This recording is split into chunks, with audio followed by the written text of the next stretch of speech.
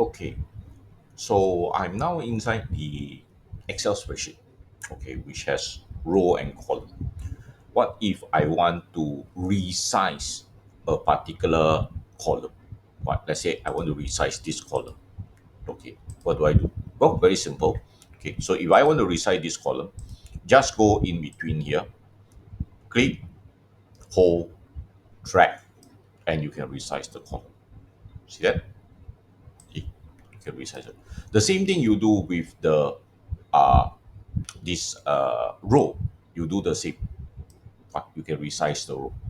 Okay. Another way is, of course, you can select multiple row like this, and you set the row height.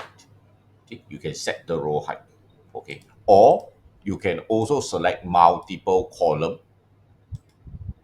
right click, okay, and set the row width.